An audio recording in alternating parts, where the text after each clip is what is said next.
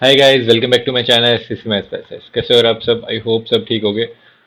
इस वीडियो में क्या होने वाला है, सबसे पहले तो एक चीज़ ओवरव्यू दे देता हूँ मैं कि काफ़ी लोग कमेंट्स करते हैं मेरी वीडियोस में, नहीं दूसरी की वीडियोस में भी करते हैं। मैंने देखे हैं कि मतलब लोग नई नई वीडियोस लेके आते हैं कि मॉक का एनालिसिस कैसे करना है, मॉक स्कोर इंक्रीज नहीं हो रहा, मॉक स्कोर स्टक हो गया है काफ़ी ज़्यादा, और मॉक में स्कोर बढ़ ही नहीं रहा है, कभी मैथ्स में नहीं बढ़ रहे हैं, कभी रीजनिंग में, कभी इंग्लिश में, कभी जीके में। सो मॉक का एनालिसिस कैसे करना है वो सब मैं बताने वाला हूँ इसमें। और एनालिसिस तो एक छोटी सी बात है, ठीक है, मैं करके दिखाने वाला हूँ उस चीज़ अपने साथ में। ठीक है, सिर्फ बताने से कुछ भी नहीं होता है, हमेशा मैं वही बिलीव करता हूँ स्टार्टिंग से लेके अभी तक। जो मैंने स्टार्टिंग से जब पढ़ाना भी शुरू करा था, तो मैं हमेशा से सारे क्वेश्चंस खुद के प्रैक्टिस करवाता था, और जितने भी यूट्यूब पे मैंने वीडियोस डाली हुई हैं, चैप्टर्स कराए हुए हैं अरिथमेटिक के और एडवांस के भी, सो वह मैं खुद से ही कराता हूँ, ताकि कभी भी ये ना हो कि बस वही गाइडेंस बन के रह जाए और मतलब आप उसे फॉलो ही ना करो। काफ़ी लोग होते हैं, मतलब बहुत रेयरली लोग होते हैं जो खुद से फॉलो करते हैं, लेकिन सबको यही चाहिए होता है कि हाथ पकड़ के आगे चले, तो मैं वैसे ही ट्राई करता हूँ। सो इसमें मैं एनालिसिस आपको करके भी बताऊंगा, सिर्फ मैथ्स का बता रहा हूँ इसमें मैं, ठीक है। मैथ्स का ही मेनली ज़रूरी है आपके लिए, तो और बाकी इंग्लिश वगैरह के लिए भी बता दूंगा बाद में, अभी इसमें मैथ्स का बताने वाला हूँ। सो बेसिकली जितने भी पहले मॉड्यूल टेस्ट थे, जिसमें टेक्स्ट बुक में 8 अटेम्प्ट किए हुए हैं, लेकिन मैंने 6 अपलोड किए हुए हैं। सो अभी मैं 2 और अपलोड कर दूंगा, 8 के 8 दिखा देता हूँ अभी। सो इसमें मैंने स्टार्टिंग के 4 मॉक्स खुद से एनालाइज किए हैं, एंड उसके बाद जितने भी इसमें डिफिकल्ट क्वेश्चन है, जो मेरे क्वेश्चन गलत हुए हैं या फिर जो क्वेश्चन थोड़े से इंपॉर्टेंट है, वो मैं सारे क्वेश्चन अभी कराने वाला हूँ और स्टार्टिंग से दिखाने वाला हूँ आपको। पहले 3 से 4 मॉक एक साथ ही ले लूंगा इस वीडियो में मैं, या फिर जितने हो सकेगा उतने टाइम में। सो बेसिकली आपको एनालिसिस भी करके बताऊंगा, एंड उसके साथ साथ जो डिफिकल्ट क्वेश्चंस हैं, इंपॉर्टेंट क्वेश्चंस हैं, उनको भी सोल्व करके मैं बताने वाला हूँ कि कैसे उनको सोल्व करना है। एग्जाम में नहीं कर पाए तो बाद में उनको सीखना है, ठीक है। जैसे मैंने मॉक अटेम्प्ट करके छोड़ दिए, बाद में क्वेश्चंस मैंने ट्राई ही नहीं करे, ये सोच के कि वो मुश्किल थे या इरेलीवेंट थे, या फिर रिलेवेंट थे। रिलेवेंट और इरेलीवेंट में चीज़ें सिर्फ एग्जाम तक होती हैं, उसके बाद आपको वो सीखनी है एग्जाम खत्म होने के बाद, मतलब मॉक खत्म होने के बाद, ठीक है। तो अभी चलिए शुरू करते हैं। सबसे पहले तो देखो मॉड्यूल टेस्ट 1 से स्टार्ट करता हूँ, मैथ्स का। सो इसमें मेरे 57 मार्क्स है, ऑल्दो मैंने स्टार्टिंग से ही अभी तक रिवाइज नहीं किया है कुछ भी। अभी मतलब जब से सिलेक्शन हुआ है मेरा, उसके बाद से मैंने कुछ भी रिवाइज नहीं किया। सो बेसिकली मुझे रिवीजन की ज़रूरत है, और आपको भी, आपको तो ज़रूरत है ही साथ में। सो 57 मार्क्स से इसमें मैंने सिली मिस्टेक करी थी काफ़ी, और मैं थोड़ा सा स्लो हो चुका था इसमें, क्योंकि पहला मॉक था, मैं सोचा आराम आराम से बताता हूँ। सो लेकिन कोई बात नहीं, अभी इसका सॉल्यूशन देखते हैं। और सारे क्वेश्चन नहीं कराऊंगा, क्योंकि मैंने ऑलरेडी वीडियोस अपलोड की हुई हैं। जो क्वेश्चन मेरे गलत हैं, जो इंपॉर्टेंट है, वो मैं बताने वाला हूँ, ठीक है। एनालाइज कैसे करना है वो मैं बताता हूँ आपको। बेसिकली 7 3 10 क्वेश्चन तो है ही कराने वाले, और इसके अलावा ये सब चीज़ें भी हैं। देखो एनालाइज एनालाइज करते कैसे हैं, सबसे पहली बात, ये पहला क्वेश्चन है, ठीक है। पहला क्वेश्चन आपका ठीक हो गया, छोड़ दिया, ऐसा नहीं करना है आपको। सबसे फटाफट एक बार ओवरव्यू ले लेना है आपको, क्या है क्वेश्चन में, कि आपने अगर मॉक दिया तो आपको ध्यान में होना चाहिए था उस क्वेश्चन में क्या पूछा है आपसे। ये नहीं है कि 4 दिन बाद आपसे को आप उस मॉक को देख रहे हो तो आप भूल गए उस क्वेश्चन को। तो क्वेश्चन को ऐसे पढ़ना है कि वो 4 दिन बाद भी आपको याद रहे, ऐसे ही आप आगे बढ़ोगे, रिवाइज भी अच्छे से कर पाओगे। वरना उस चीज़ का फायदा नहीं होने वाला, दोबारा से याद करनी पड़ेंगी चीज़ें। तो जैसे जीके में करते हो आप कि चीज़ें एक तरीके से रटते हो, तो मैं मैथ्स में भी वही बोलता हूँ हमेशा कि आप जितनी इतनी प्रैक्टिस करोगे, ये चीज़ें रट जाएं आपको, और वो क्वेश्चन एक बार में ही आपके माइंड में अपनी आप कैलकुलेट होने लग जाए, ठीक है। काफ़ी लोग ये पूछते हैं कैलकुलेशन कैसे इंक्रीज करें, मेरी कैलकुलेशन सच में बहुत ज़्यादा अच्छी है। सो वो इसीलिए है क्योंकि मेरा माइंड में ऑटोमेटिकली कैलकुलेशन स्टार्ट हो जाती है, माइंड मेरा अडेप्ट कर लेता हूँ उन चीज़ों को, जो भी क्वेश्चंस आ रहे हैं, या फिर प्रीवियस ईयर से रिलेट कर लेता हूँ मैं उसको, ठीक है। सो इस क्वेश्चन में देखो कुछ भी नहीं था, 8,000, सिंपल सी रीड करके बता रहा हूँ, कुछ भी सोल्व नहीं कर रहा मैं, ये फटाफट, कि during a donation drive week of school students determine to donate an average of 8,000 each working day. 8,000 donation दे रहे हैं हर दिन, ठीक है, collectively. There was no holiday donation week except Sunday, मतलब 6 दिन तक वो 8 8 हज़ार रुपये दे रहे हैं। तो मंडे टू फ्राइडे इतना दिया हुआ है, तो 7वें दिन और छठे दिन निकाल लो, ये 5 दिन का दिया हुआ है, ये 6 दिन का दिया हुआ है, 6 को इससे मल्टीप्लाई करो, 5 का ऐड करो, उसमें समाइज कर दो, छठे दिन का आ जाएगा, सिंपल, ठीक है। इसमें सिंपल क्वेश्चन था यार, देख लेना, ये मुश्किल क्वेश्चन नहीं है कुछ भी। फिगर बनानी है, फटाफट देखो। Two chords A B and D C of a circle intersect outside the circle, ठीक है। क्या है, A B D C circle at a point O. So हमें क्या दिया, ओ ए दिया हुआ है। इसमें सिंपली आपको याद रखना है, ओ बी इंटू में O A is equal to O C into में ओ डी।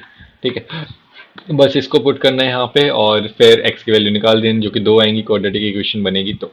ठीक है, इसके अलावा देखो, अब अगर आपने एवरेज का करा, इससे कुछ भी रिवाइज कर सकते हो आप।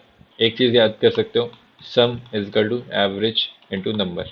ठीक है, ये चीज़ रिवाइज हुई, ये बार बार भूलना नहीं है। और इसी चीज़ का यूज़ होता है हमेशा एवरेज में, सिर्फ सिंगल चीज़ का यूज़ होता है। ऐसे ही नेक्स्ट क्वेश्चन में क्या है कि ज्योमेट्री का एक कॉन्सेप्ट आपको दोबारा से रिवाइज हो गया, तो अगर आपके बाकी कॉन्सेप्ट थोड़े से वीक हैं या फिर फॉर्मूला भूल चुके हो, तो यहीं से जाके आपको वो सारे रिवाइज करना है। अगर ये भी आप भूल चुके हो तो वहाँ पे जाके रिवाइज करना है अपने नोट्स से। ठीक है, अपने नोट्स से नहीं करने तो मैंने यूट्यूब पे ऑलरेडी वीडियो डाली हुई है ये। ठीक है, यूट्यूब पे ज्योमेट्री की वीडियो डाली हुई है, ज्योमेट्री और पूरी एडवांस की डाली हुई है मैंने। ठीक है, पूरी एडवांस की फॉर्मूले क्लास है वो। तो जाके देख सकते हो, रिवाइज हो जाएगा आपका उससे। ठीक है, क्वेश्चन सोल्व कराऊंगा मैं, वो 10 के 10 क्वेश्चन तो सोल्व कराने वाला हूँ, ये फटाफट बता रहा हूँ मैं आपको।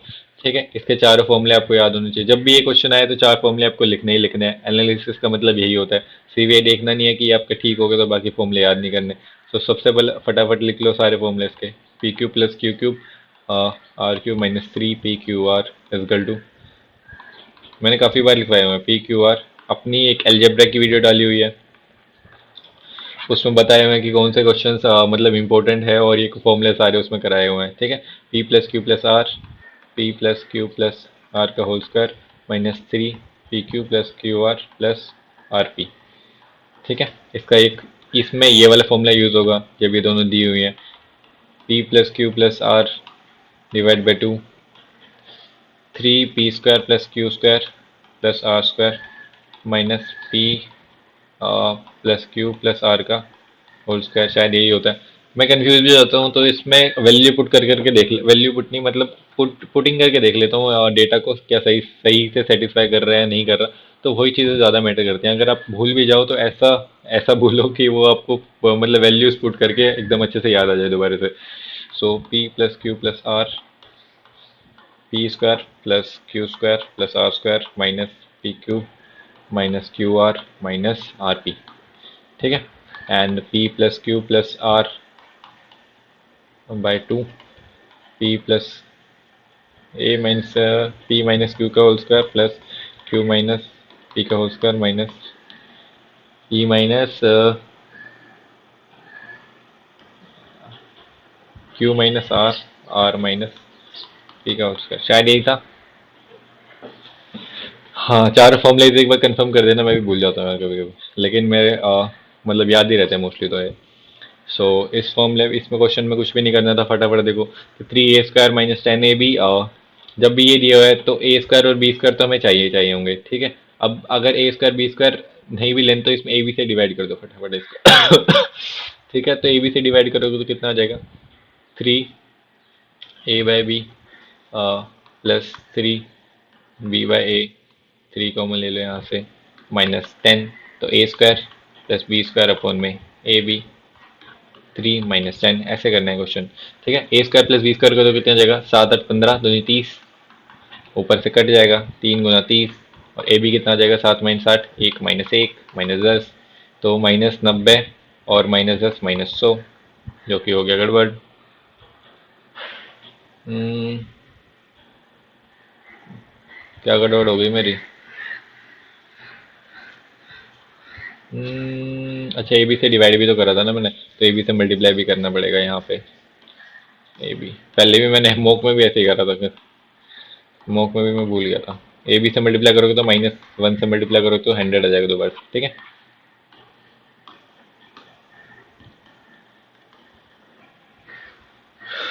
इसमें कुछ भी नहीं, r q equal to twelve है। आर क्यू कहाँ है हमारे पास, ये ट्वेल्व है, तो ये p m ratio m r, p m ratio m r one ratio one है, तो ये सारे वन बाई टू हो जाएंगे इसके। ठीक है, सिमिलर ट्रायंगल है, तो हमसे क्या पूछा है, एम एल की वैल्यू पूछी है, इसकी आधे हो जाएगी, सिंपल। फटाफट करनी है आपको एनालिसिस, और ये नहीं है कि आप एक क्वेश्चन में बैठ जाओ वहीं पे। पीछे तो फॉलोइंग यूनिट डिजिट निकालनी है, इसकी मल्टीप्लाई करनी है, एक पाँच, एक की एक की होती है, पाँच की पाँच की होती है, चार की छः हो जाएगी या चार होगी। तो यहाँ पे इवन साइक्लिसिटी डिपेंड करते हैं, देखो साइक्लिसिटी साथ साथ बता देता हूँ। ठीक है, साइक्लिसिटी निकालते कैसे हैं, तो लास्ट की जो दो डिजिट होती है उसको चार से डिवाइड करो, तिरानवे है, इसको चार से डिवाइड करो तो कितना आ जाएगा, 23 चौक 92, एक बचेगा। ठीक है, अब 4 से डिवाइड होने के बाद 23 गुना 4 प्लस 1, तो जितना भी बचेगा ना उसकी पावर वो हो जाएगी 4 की पावर 1। ठीक है, अगर ये 93 होता तो 2 बचता, तो 4 की पावर 2 उसकी यूनिट डिजिट होती है लास्ट में। ठीक है, तो ऐसे निकालते हैं, चाहे कोई भी हो 4 से ही डिवाइड करना है आपको, साइक्लिसिटी हमेशा 4 से चेक होगी। ठीक है, how many prime numbers exist, ये तो खुद से कैलकुलेट करके निकालना है। The standard deviation of the 20 animals is this, what is the variance. देखो फॉर्मूले आप फिर से, अगर ये क्वेश्चन आ गया है 3-4 बार आ गया है, 3-4 मॉक्स में आ गया है, स्टिल आप गलत कर रहे हो, क्योंकि इसका मतलब ये है आपने रिवाइज नहीं किया, मैंने भी नहीं किया। देखो फिर से याद कर लेते हैं कि सबसे पहले तो मीन, मीन कैसे निकलते हैं, टोटल सम, अभी बता रहे सबसे पहले क्वेश्चन में, डिवाइड बाय टोटल नंबर। ठीक है तो मीन ये हो गया। मीन डेविएशन निकालना है, तो मीन से जैसे a b c d 4 number है, ठीक है, कोई मीन निकाला हमने एक्स, तो मीन डेविएशन कैसे निकलेगा, mean deviation is equal to x minus a x minus b, sigma x minus a x minus b, ये सारे एक्स में से माइनस होंगे, डिवाइड बाय टोटल नंबर।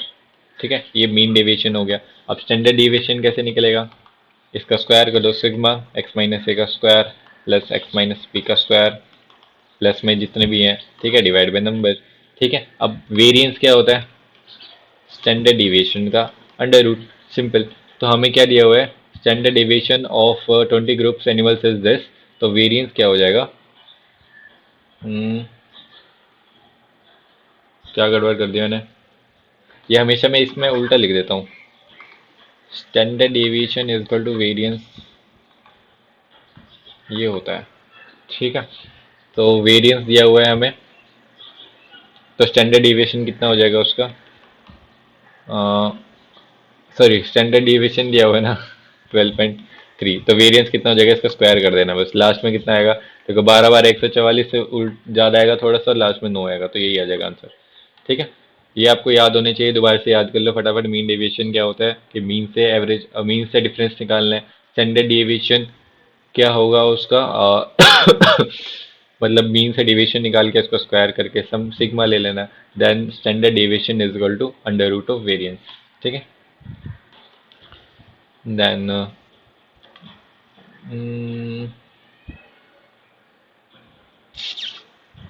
ये वाला क्वेश्चन आ गया, अच्छा, जो कि मैं भूल गया अभी तक सारे क्वेश्चन करे हुए थे, अभी देखते।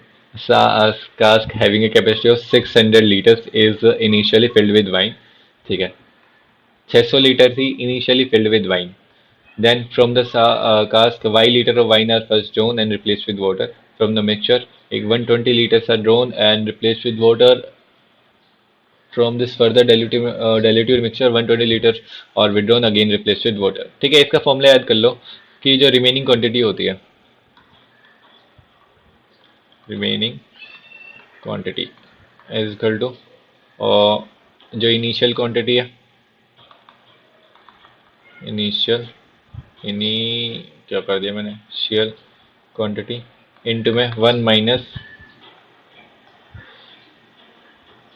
1 माइनस विड्रॉन क्वांटिटी अपॉन में टोटल। ठीक है, तो ये होती है सिंपली इसका। सो इसी का फॉर्मूले का यूज़ करना है, यहाँ पे हमें क्या निकालना है, the ratio of wine to water. So wine to water है ना, ये वाइन कितनी है, वाइन वाटर 12x और 13x। ठीक है, रिमेन का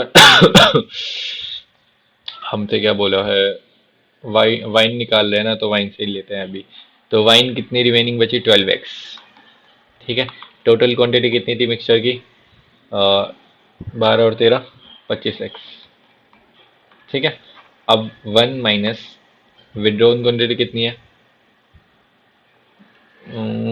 विड्रॉन कितनी है, y अपॉन में 600, ऐसे ही 1 माइनस दोबारा से 120 निकाली, 120 अपॉन में 600। ठीक है, देन दोबारा से 1 माइनस 120 अपॉन में 600, बस इतना फॉर्मूला लिख लिया ना आपने, हो गया काम। दोबारा से समझाता हूँ इसी चीज़ को कि हमसे क्या बोल रहा था, cask having a capacity of 600 litres is initially filled with wine. 600 litre है टोटल उसकी कैपेसिटी, ठीक है, वाइन से भरी हुई है। From this cask Y litre of wine at drawn and replace with water. So यहाँ से रिमेनिंग क्वांटिटी कितनी है, सबसे पहले तो लास्ट वो बात की बात है यार, छोड़ो से। तो एक हमने पूरी क्वांटिटी मानी, ठीक है, रेशो ले रहे हैं अभी। तो एक में से वाई लीटर हमने विड्रॉ कर लिया, वाई अपॉन 600 लीटर वाइन निकल चुकी है, ठीक है। सो रिमेनिंग वाइन बची ये। देन उसके बाद then again 120 litre are drawn replace with water. So दोबारा से 120 लीटर निकाल लिए 600 के, देन दोबारा से 120 लीटर निकाल लिए 600 के। सो रिमेनिंग क्वांटिटी वाइन की लास्ट में कितनी है, the ratio of the wine and water is 12:13। Last में वाइन कितनी बची है, 12x, एंड टोटल क्वांटिटी कितनी है, 25x। तो बस ऐसे लिख देना है। अभी थोड़ा सा यार मिक्सचर एलिगेशन में समझाने में मैं भी थोड़ा सा लैग कर रहा हूँ, सो थोड़ा सा खुद से भी समझने की बात है। मिक्सचर एलिगेशन में कंप्लीटली कोई आपको नहीं समझा पाएगा इसमें, क्योंकि ये फॉर्मूला रटने वाली बात है, ठीक है। सो यहाँ से इसकी वैल्यू निकाल दोगे तो हो जाएगा। सोल्यूशन देख लेते हैं इनका या कर ही देता हूँ मैं। 12x 12 equal to 25, 600 minus Y upon में 600, 600 480 अपन में 600, 480 अपन में 600, 12×4 = 12 पंजे 60, 4/5। ये भी उड़ा दो यहाँ से। और क्या बचेगा, 25, 400, 4 से 4 कट गया, 2 तिया 6, 2 दूनी 4, 2 चौक 12, 6 तिया 18 पंजे 90 पंजे। ये तो बहुत ही गड़बड़ हो गया।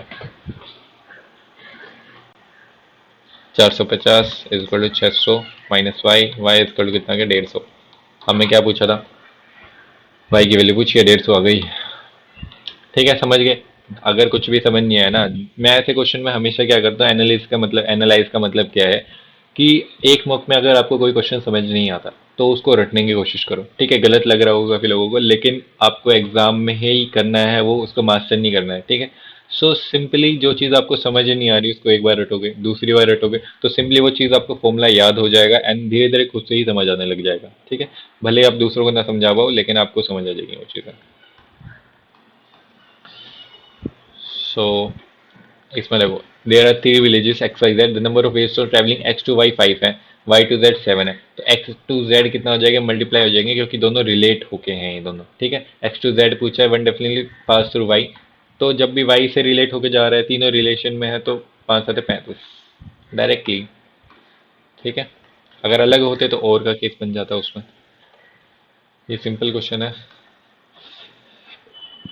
हम्म हम्म ये मेरा ऑल दो तुक्के में ठीक हो गया था। अच्छा क्वेश्चन है ये। In a 120 metre race P beats S by 6 metre. P S P beats S by 6 metre मतलब P ने 120 मीटर चल लिए और S 114 मीटर ही चल पाया, ठीक है। If S starts with a head start of 7.5 meters, P S in a 100 metre race, तो S ने कितने चले थे, 92.5, क्योंकि 7.5 मीटर वो आगे चल रहा है, तो उसने तो चले तो इतने ही, ठीक है। Then who wins the race and how many metre, then how many metres, हमसे ये पूछे कितने मीटर से कौन रेस जीत जाएगा, सिंपली।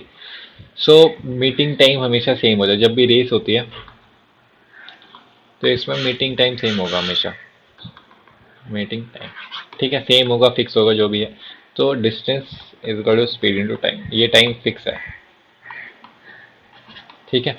सो डिस्टेंस और स्पीड डायरेक्टली प्रोपोर्शनल हो जाती है, तो स्पीड का रेशियो कितना है यहाँ से, एक्स एक्स मान लो इसको, ठीक है। तो ये डिस्टेंस है ये, तो स्पीड का रेशियो भी यही होगा।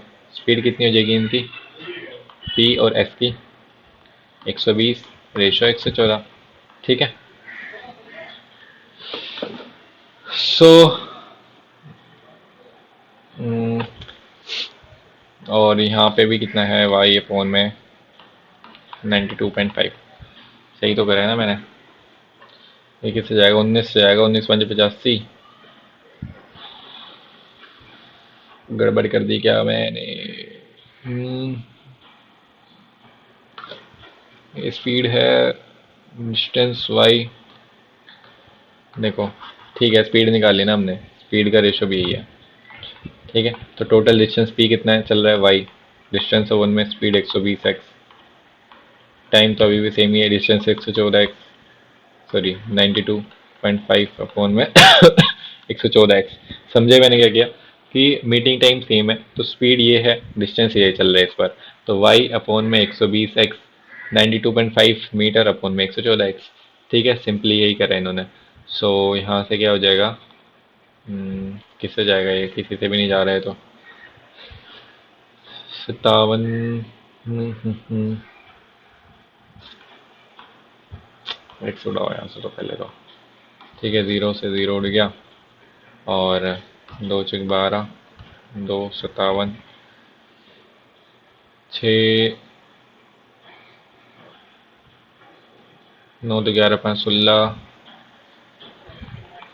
6 × 5 = 30, 6 × 3 = 12, 3 × 15, 6 × 9 = 54, 1 55, अपन में 57, 19 × 57, 19 × 38, हाँ 17 बचा, 19 × 171, 19 × 38, 3 × 27, 3 × 7 = 21, 97 पॉइंट समथिंग आएगा कुछ। ठीक है, 97.1 कुछ भी आ जाएगा, मैंने मतलब अप्रोक्सीमेशन लिया है। तो ये 97 पॉइंट समथिंग ही चल पाया। तो इसने क्या बोला है कि ये कितने, ये तो हार गया रेस, क्योंकि इसने तो 92.5 मीटर जब चली तो ये पूरी रेस खत्म कर चुका है, क्योंकि पहले से 7.5 मीटर आगे था, तो एस रेस जीत चुका है। ठीक है, लेकिन एस ने क्या बोला कितने मीटर से जीता है, तो ये कितने मीटर से हार गए, कितने मीटर से पीछे रह गया, 100 में से माइनस कर दो इसको, 100 में से 97 पॉइंट समथिंग माइनस करो, कितना आएगा, 2 पॉइंट समथिंग आ जाएगा। ठीक है, 6 तो मैं यहीं पे ले रहा हूँ क्योंकि 6 ही दिया हुआ है यहाँ पे, तो 2 पॉइंट समथिंग से एस जीत जाएगा। ये रहा फर्स्ट ऑप्शन। ठीक है, कैलकुलेशन थोड़ी सी इसमें टिपिकल थी, लेकिन अच्छा क्वेश्चन था ये समझने के लिए। The cost price and the selling price of rice are same. देखो, ठीक है, ये बढ़िया क्वेश्चन है, देख लो कि cost price and the selling price of rice are same, CP SP बराबर है 1 1। Due to a 40 weight machine, the seller earns a profit of 15%। ठीक है, if a rupees x is the cost price of 1000 gram rice, 1000 gram rice का CP कितना है, x रुपये। ठीक है, and the machine is change which shows 1000 gram instead of 950 ग्राम। तो 950 ग्राम show करने चाहिए थे, लेकिन उसने 1000 ग्राम शो किया, तो 950 ग्राम का रुपीज़ कितने हो जाएगी वैल्यू, सीपी एक्स बटे में 1000 इंटू में 950। ठीक है, यही होगी ना। सो इसका कितने हो जाएंगे वैल्यू, इक्वल टू 0.95x, ये इसका सीपी हो गया। Then what should the selling price now to get the same percentage of profit. So 0.95x, same percentage of profit लेना है 15%, 3/20 से 23। ठीक है, सो कितना हो जाएगा यहाँ पे,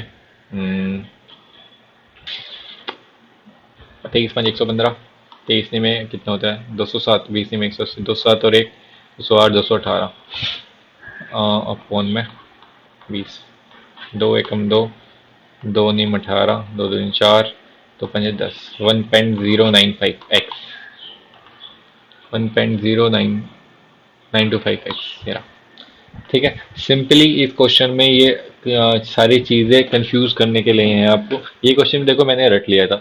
ठीक है, मैं अपने ऑफिस में बैठ के ये सारे मॉक सोल्व कर रहा था और खुद से सारे क्वेश्चन देख रहा था, तभी मैंने ये चीज़ें रटी, मैंने खुद से भी समझी और रटी कि बाकी लैंग्वेज जो है इसकी कंफ्यूज करने के लिए सिंपली। सो इसमें अगर 1000 ग्राम का रुपीज़ एक्स है सीपी, तो 950 ग्राम का निकालना है सिंपली हमें। देन 950 का निकाल लिया इतना, देन उसने बोला कि सेम परसेंटेज ऑफ प्रॉफिट चाहिए, तो एसपी निकाल लो, SP is equal to 0.95x into 23/20, simple.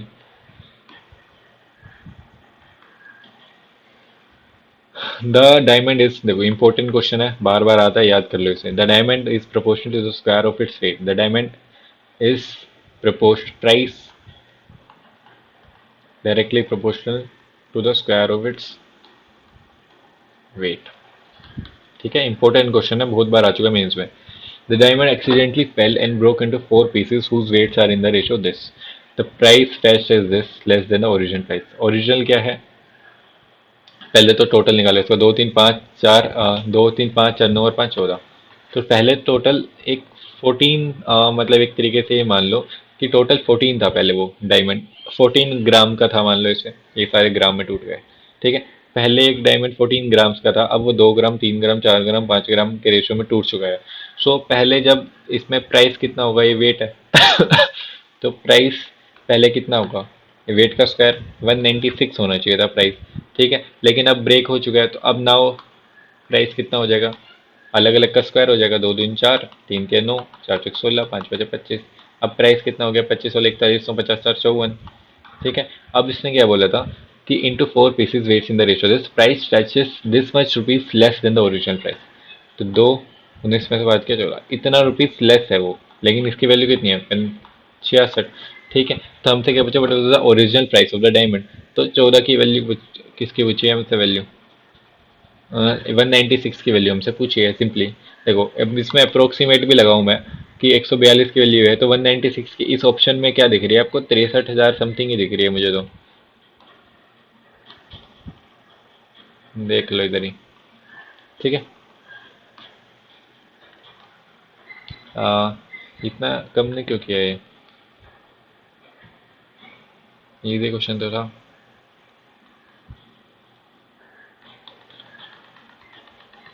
Simply calculation थी और कुछ भी नहीं था इसमें। इंपॉर्टेंट क्वेश्चन है, फिर से मैं बता रहा हूँ आपको कि when 27 is added to number the sum obtain exactly divisible by this. तो बेसिकली ये क्वेश्चन इतने ज़्यादा बच्चों ने इसीलिए किया है क्योंकि ऑप्शन से हो गया, अगर नहीं होता तो क्या करना था, इसका एलसीएम लेना था। ठीक है। फिर 27 ऐड करना था उसमें। Each month starting from the beginning of the year from the monthly allowance Pooja pays 20% towards his college fees from the remaining. ठीक है। ये क्वेश्चन मैंने इतनी बार गलत किया है ना। 100x मान ली उसकी, 100 मान ली थे सैलरी। ठीक है। Pooja pays 20% to his college fees, 20x मान लो उसको college fees. Remaining amount 80x में से she keeps aside 20% in the personal fund. इसका 20% कितना होगा, 16x। ये पर्सनल फंड में रख लिया उसने। ठीक है। For a travel trip and 30% for सुनरी एक्सपेंस। इसका 30% कितना होगा, 24x। सुनरी एक्सपेंस 15 दिन पहले क्या होता है, at the end of the year if the total amount in her travel fund was 288 00, how much did he keep aside month for सुनरी एक्सपेंसेस। ठीक है। Total amount in the travel fund, travel fund कहाँ है हमारे पास, remaining कितना बचा है इसका, 6 40 और 20 60, 40 बचे। 40 की वैल्यू कितनी है, 288। ज़ीरो। हमसे क्या पूछा है, 16 की वैल्यू पूछी है। तो 10 से डिवाइड कर लो इसको, 4 से मल्टीप्लाई कर दो फटाफट। 4 8 32, 4 8 32 3 35, 4 दूनी 8 और 3 11। अब हमसे क्या पूछा था, ईच मंथ पूछा है और ये ईयरली है। गड़बड़ कर दी मैंने कुछ, पहले भी मैं बार बार गड़बड़ कर रहा हूँ।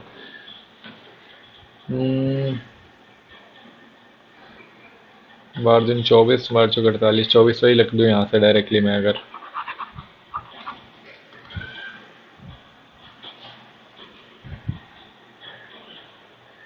प्रमन मंथली अलाउंस दे रही है ना यहाँ से, तो 2400 मंथली का इक्वेट करते हैं। 2400 एक की वैल्यू कितनी है, 400, 16 की वैल्यू कितनी हो जाएगी, 9600 हो रही है यहाँ से। तो फिर गड़बड़ कर दी मैंने। ये क्वेश्चन मैंने अपने दोस्त से जाके पूछा, फिर बार बार ही गड़बड़ कर रहा हूँ इसमें मैं। हम्म,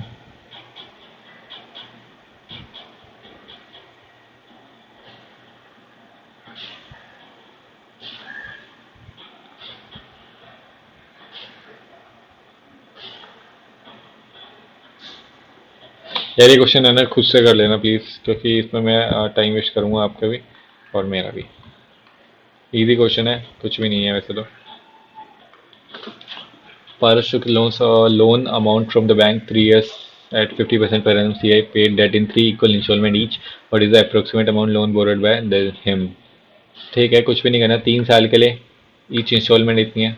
तो पहले साल 1/2, 2 से 3, दूसरे साल 4 से 9, तीसरे साल 8 से 27।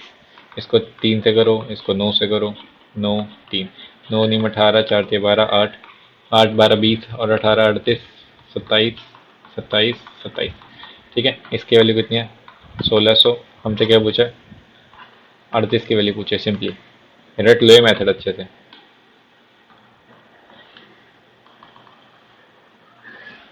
Some of the numbers appearing on the top is top of the two dice is 2 और 7। कर लेते हैं, ये भी अच्छा क्वेश्चन है वैसे तो। 1 और 1 होगा इसका तो, 2 का तो। ठीक है, कितने 2 डाइसेस है। सो एंड 7 कितना होगा, 1 6, 6 1, 2 5, 5 2, 4 3, 3 4, यही होगा। 7/36। The distance between the two stations is this: A and B start from P and Q. Okay, P Q कितना किलोमीटर डिस्टेंस है, 400 kilometre. A and B start from P to Q है, start from station P and Q, sorry. A यहाँ से चल रहा है, B यहाँ से चल रहा है, at the same time towards each other at the speed of and the speed of B is 10 kilometre more than the speed of A. अगर इसकी एक्स है तो इसकी x+10 है। ठीक है, and the distance between the A and B after 3 hours since starting is 70 kilometre. ठीक है, सो 3 घंटे में उन्होंने कितना ट्रैवल कर लिया, 330 किलोमीटर।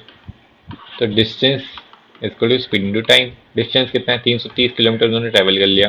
स्पीड कितनी है, रिलेटिव स्पीड x और x+10, 2x+10, क्योंकि वो अपोजिट डायरेक्शन में है तो ऐड हो जाएंगे स्पीड। इंटू टाइम कितना लग रहा है उसे, 3 घंटे। सिंपली 110, 2x की वैल्यू कितनी आएगी 100, x की वैल्यू कितनी आएगी 50। हमसे क्या पूछा, find the speed of b, 50 और 10 60। Simple. The radius of sphere is equal to the radius of cone. Simple calculation है, इसमें कुछ भी नहीं है। ये अच्छा क्वेश्चन है और कि बहुत बेकार क्वेश्चन है। Shilpa wants to buy a laptop whose mark price is 39 to 40 rupees excluding 9% GST। ठीक है, इतना रुपए उसका मार्क प्राइस है excluding 9% GST, but he has only 39 and 240 rupees, so he requested the shopkeeper to reduce the price of the laptop in such a way that he has to pay rupees this including GST। ठीक है, so find the amount reduce by the shopkeeper हमसे पूछा है, तो हमने मान लिया reduce amount कितना है उसका x। ठीक है, रिड्यूस अमाउंट कितना आ गया x, प्लस में x का उसे 9% GST भी देना पड़ेगा, 9% of x equal to total कितना देना है उसे पे करना है, 39,240।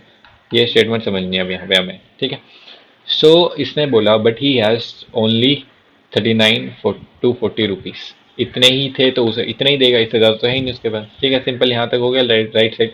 सो he requested the shopkeeper to reduce the price of the laptop in such a way that he has to pay only this including GST। तो रिड्यूस प्राइस कितना मान लिया हमने x, प्लस में उसका 9% GST भी जोड़ दिया, तब मिला के उसको 39,240 पे वो पड़ गया। Simple question. ठीक है, x प्लस में 9x/100 इजकल टू दिस, तो कितना आ जाएगा ये 109x इजकल टू 39,240 1 2। x की वैल्यू कितनी आ गई यहाँ से मुझे भी नहीं बताया, तो 109 या 327, 27 में से माइनस करोगे तो कितना है 30 60 दो 60 और 2 62 और 3 65। ठीक है, 9 6 54, 36 1 2 3। एक्स की वैल्यू कितनी आएगी 3600 आएगी, सॉरी ज़्यादा गड़बड़ कर दी गड़बड़ मैंने। देखते हैं इनका सॉल्यूशन, देख लो यार क्या कैलकुलेशन गड़बड़ करी है मैंने। हाँ 36,000 आ गई। Find the amount reduced by the shopkeeper. अच्छा, अमाउंट रिड्यूस पूछा है तो 3600 माइनस भी करना है उसमें, इसमें से 3600 माइनस कर दो, 3240 आ जाएगा।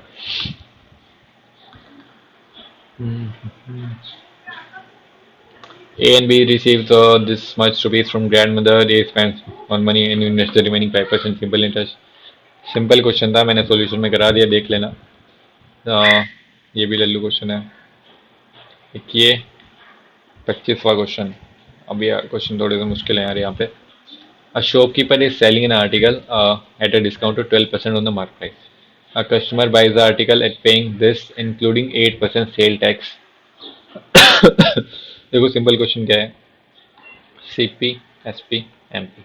ठीक है, और shopkeeper selling an article at a discount to 12% on the mark price, 100 से 88 का दे रहा है वो। और customer buys the article by paying, shopkeeper है अभी तक ये, ठीक है, शॉपकीपर.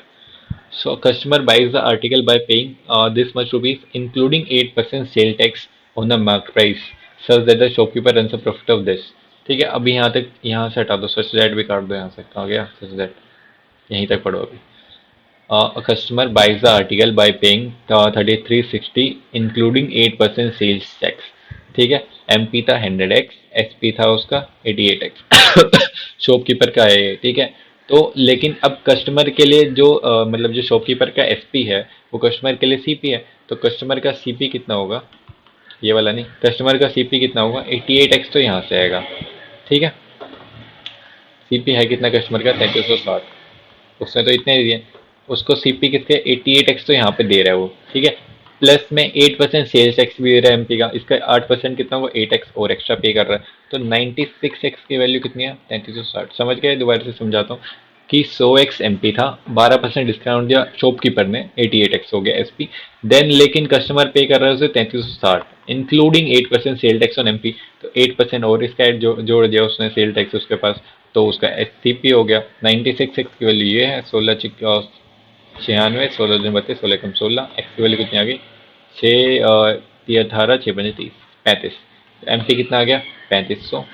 ये कितना आ गया हमारे पास 7 56 7 56 5 61 5 31 5 5 3 8 5 1 30 3080. ठीक है, और ये कितना आ जाएगा सीपी, सीपी कितना है हमारे पास, अभी निकालना है तो.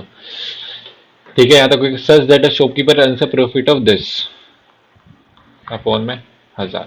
ठीक है, 1000 से 1232, 1232 की वैल्यू कितनी है 3080, तो इसकी वैल्यू कितनी होगी 1000 की 4 से डिवाइड करो 4 250, 4 के 12 4 8 32, एक की वैल्यू कितनी होगी 10, इसकी वैल्यू होगी 2500.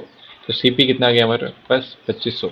ठीक है, अब हमारे पास सीपी भी है, एसपी भी है, एमपी भी है. देन हमसे क्या बोला है, how much a customer will have to pay for the article if the sales tax increase by 25%. Sales tax increase by 25%, पहले कितना था 8, अब 25% मतलब 3 से 4 हो गया, सॉरी 1/4, 4 से 5 हो गया. ठीक है, सो सेल टैक्स कितना हो गया अब 10% हो गया. सेल सेल टैक्स 10% कितना होगा 350. एक तो ये हो गया. ठीक है, सेल टैक्स इंक्रीज बाय 25%, 350 रुपये एक्स्ट्रा यहाँ से लगेंगे. And the shopkeeper increase is profit by 50%. Profit पहले कितना हो रहा था 2500 से 3080, 580 का प्रॉफिट हो रहा था उसे, लेकिन उसने 50% से इंक्रीज कर दिया 2 से 3.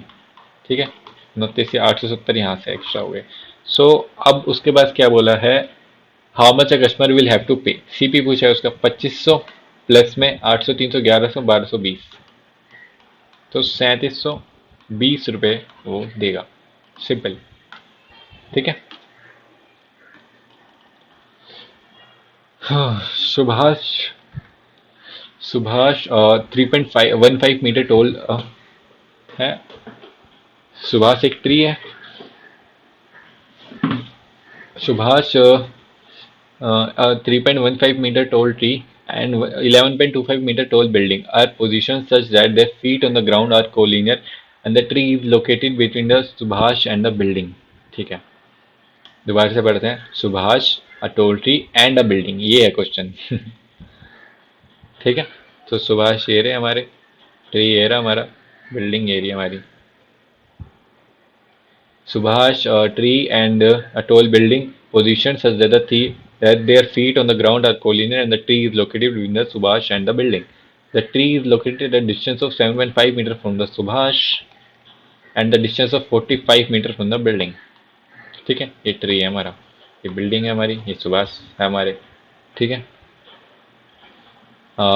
further is eyes, the eyes of Subhash on the top of tree and the top of the building fall in the one line, तो ये भी वन लाइन में.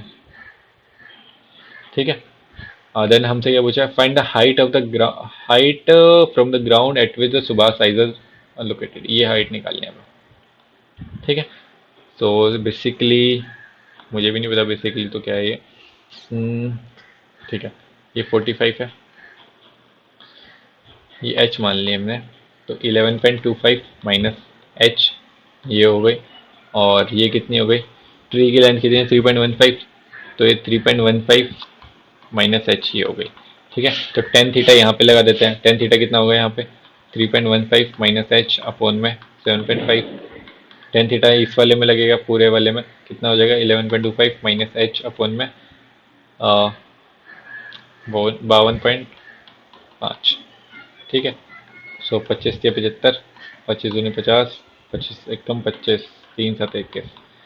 ठीक है, मल्टीप्लाई करो इसे 7 5 35, 7 7 3 10, 7 3 21 और 1 22.0 minus 7h is equal to 11.25 minus H 6h is equal to कितना आ जाएगा हमारे पास 05 माइनस 11.25, 0 10 में से 8 और 21 में से, यहाँ 21 में से कितना है ये 0 और 1 10। एच की वैल्यू कितनी आ गई हमारे पास 6 कम 6, 6 8 48, 1.8 मीटर। ठीक है, बढ़िया क्वेश्चन था ये। सिंपल इसमें प्रॉपर्टी लगानी है, कुछ भी नहीं करना। एवरेज हाइट ऑफ 12 स्टूडेंट्स, ये अभी देखता हूँ, 2 मिनट रुक जाओ, इसमें भी गड़बड़ करता हूँ मैं। एक ये एक लल्लू क्वेश्चन गलत हुआ मेरा। √3 10 प्लस √3 10 20 प्लस 10 और 10 20। देखो इनका सम कितना है हमारे पास 10A 10B 10B 10C 10C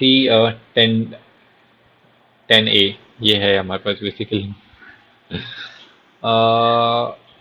हाँ देखो 10 √3 कितना है 10 60 10 10 प्लस में 10 60 10 20 प्लस में 10 10 10 20। इनका सम कितना आ रहा है 20 10 30 20 50 60 110 120 160 180। तो जब भी 10A 10B, ए 60 को मान लो, बी किसी को भी मान लो, कुछ भी 10A 10B plus 10A 10B plus में 10B 10C प्लस में 10C 10A। अगर सम A प्लस बी प्लस सी अगर 180 है तो इनका मल्टीप्लाई कितना होता है 1, सिंपल। ठीक है, वरना यहाँ से इनका पता नहीं, जैसे सोल्व करें इन्होंने वैसे करते रहना, मुझे नहीं पता कैसे कराया। PQR is a right angle triangle. PQR is a right angle triangle with Q is equal to 90 degree.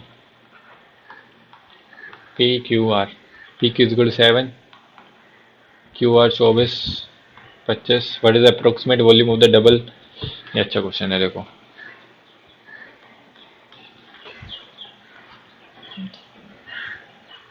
फिर से मैंने ऐसे बना दिया।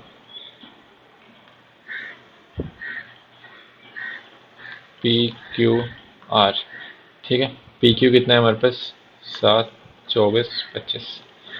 सो अच्छा क्वेश्चन है, मेंस में आता रहता है। PQR is a right angle triangle, Q is equal to 90 degree. What is the approximate volume of the double of cone found by rotating the triangle about its hypotenuse. About hypotenuse का मतलब क्या है, यहाँ पे मैं वो बताता हूँ आपको कि अबाउट हाइपोटेनस करना है तो हाइपोटेनस को खींच दो ऊपर तक। ठीक है, और ऐसे ही सेम ट्रायंगल यहाँ पे बना दो।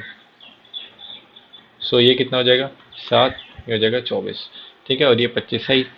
सो और ये एक कोन था, कोन है ये एक्चुअली, एक तरीके से रोटेट करोगे ना तो ये ऐसे रोटेट होगा ऐसे। ठीक है, थोड़ा सा समझने वाली बात है इसमें, मेरे को भी बहुत मुश्किल से समझ आया था। सो यहाँ पे क्या करना है, इसका वॉल्यूम निकालना है हमें सिंपली।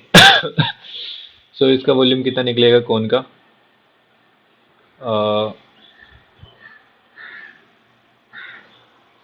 हाइट कितनी है इसकी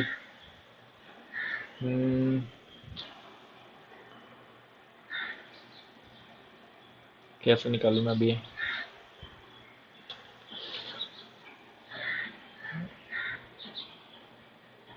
अगर इसको मैं खींचता हूँ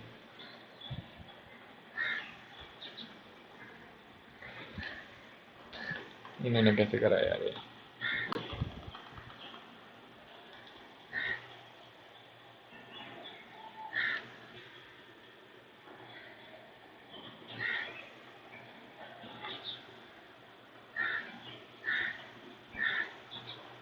सॉरी मैंने यहाँ पे गड़बड़ कर दी ना, ये 7 होगा यहाँ पे और ये 24। ठीक है, हाँ हो जाएगा ये।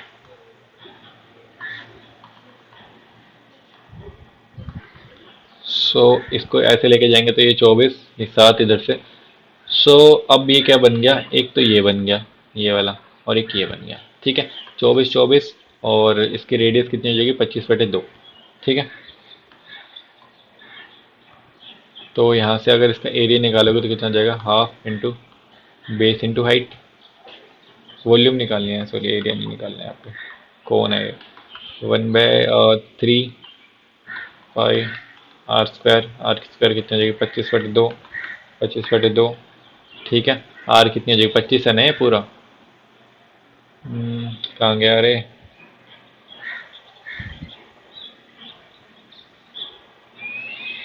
मेरा दिमाग खराब हो रहा है इस क्वेश्चन में।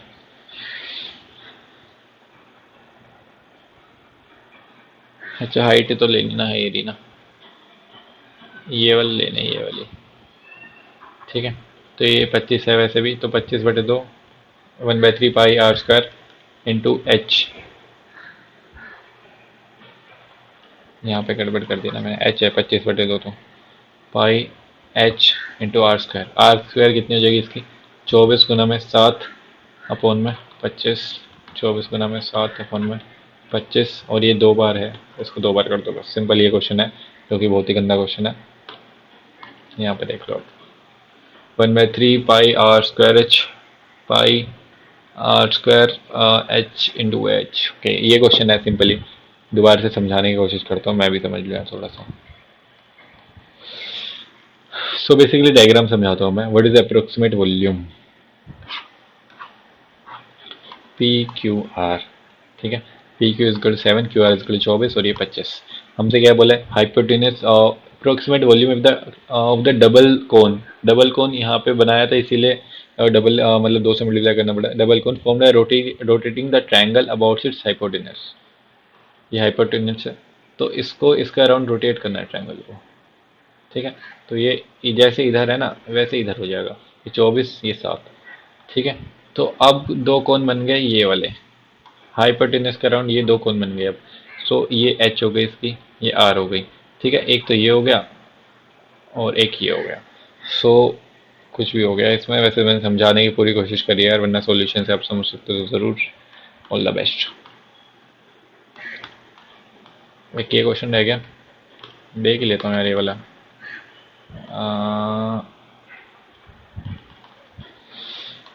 दोबारा से ट्राई कर लूँ मैं भी। The average height of 12 students increased by 2 inches when the 2 students leave the group. 12 students की average height मानी x। अब 2 students leave the group. The average height of these 2 students is 1/3 of the average height of the original 12. इनकी x/3 मान ली। ठीक है, दोनों की height x/3, 2x/3 मान ली, मतलब x/3 इनके एवरेज है। सेकंड रुको यार। The average height of the 12 students increased by 2 inches when the 2 students leave the group. पहले कितना था, 12x सम था। ठीक है, 2 स्टूडेंट से ग्रुप छोड़ दिया। So if the average height of these 2 students is 1/3 of the average height of the original 12, तो बचे कितने, 10 बचे स्टूडेंट्स। ठीक है, उनकी एवरेज हाइट 2 से बढ़ गई, तो x+2 हो गई। ठीक है, प्लस में अब जो 2 स्टूडेंट्स थे वो कौन से थे, उनकी एवरेज हाइट कितनी थी, 1/3। कहाँ गई, 1/3 of the average height of the original 12, x/3 थी इनकी।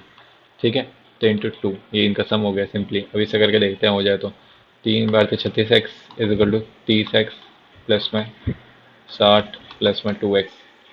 ठीक है, 4x equal to 60, x equal to कितना गया, 15। हमसे क्या पूछा है अभी, then the remaining inches in inches of remaining students. Remaining students कौन से हैं, x की वैल्यू बतानी है हमें, x+2, 17 की वैल्यू बतानी थी हमें। ठीक है, थोड़ा सा लॉजिकल क्वेश्चन था ये। एक मैंने कौन सा क्वेश्चन गलत किया था, 70वां ना, ये मेरे से अभी तक नहीं हुआ, लास्ट बार ट्राई कर रहा हूँ मैं एक। Each month starting from the beginning of from the year from the monthly allowance Pooja pays 20% towards his college fees. हाँ, from the remaining amount she gives 20% personal fund and 30% job is sundry expenses. At the end of the year, the total amount in the travel fund was this. 28,800। ये yearly होगा यार, ये monthly कितना है?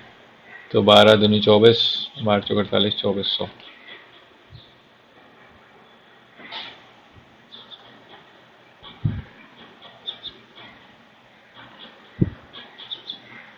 Total amount travel fund मतलब ये total 60 की value कितनी है? 2400। एक की वैल्यू कितनी है?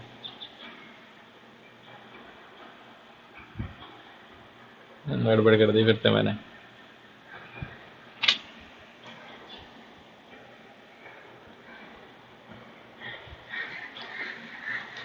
गड़बड़ क्या कर रहा हूँ मैं, समझ नहीं आ रहा मुझे। Keep aside each month for Sunday expense.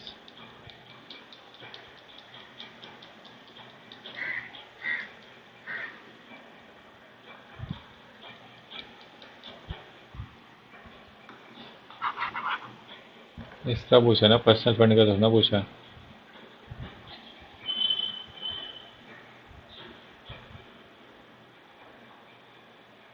Personal fund for travel trip, travel fund was this. 16 की वैल्यू है ये। सो 16 की वैल्यू अगर ये है, 16 एकदम 16, 16 × 5 = 80, 150। तो स्टूडेंट एक्सपेंस की वैल्यू पूछिए। 15 × 4 = 60, 15 × 3 = 30 और 36। सभी गड़बड़ होती है बार बार। यहाँ पे लैंग्वेज थोड़ी सी बदल दी ना इसलिए। ठीक है। और टाइम कितना हुआ देखो एक वीडियो में। 51 मिनट की बन चुकी है यार ऑलरेडी। सो इस वीडियो में इतना ही यार। सो बेसिकली कहाँ गया? हाँ, अटेम्प्ट टू, अटेम्प्ट टू नहीं है, वन ही है, सॉरी है। नहीं, टू है, सॉरी, वन तो मैंने इसमें छोड़ दिया था। हाँ। सो बेसिकली इस वीडियो में देखो मैंने आपको एनालाइज करके बता दिया, सारे सॉल्यूशन करा दिया डिफिकल्ट क्वेश्चन जो थे। और ऐसे ही आपको खुद से एनालाइज करना है, कुछ 1 घंटा देना है उस मॉक को। अगर 1 घंटा ज़्यादा हो गया तो आधा घंटा एटलीस्ट दो। क्वेश्चंस को सोल्व करो खुद से, एक दो बार गलत हो रहे हैं फिर से दोबारा से सोल्व करो। तभी आप मतलब उस चीज़ से सीख पाओगे, वरना वो क्वेश्चन दोबारा से स्किप हो जाएंगे और वो ऐसे ही भरते रहोगे, आप आगे कुछ भी सीख नहीं पाओगे उससे। ठीक है।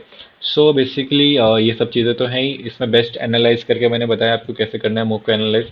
एंड इसके अलावा मैंने अपना इंस्टाग्राम अपडेट कर दिया है अपने यूट्यूब चैनल पे। सो वहाँ से आके मुझसे कनेक्ट हो सकते हो, मुझसे बात कर सकते हो, जो भी चीज़ें हैं आपकी शेयर कर सकते हो, अपनी प्रॉब्लम्स जो भी हैं। खुद की इतनी प्रॉब्लम्स है लेकिन दूसरों की प्रॉब्लम सुनना मुझे ज़्यादा पसंद है। सो वहाँ पे जाके मुझसे बात कर सकते हो। ठीक है, चलो मिलता हूँ नेक्स्ट वीडियो में, अभी के लिए थैंक यू।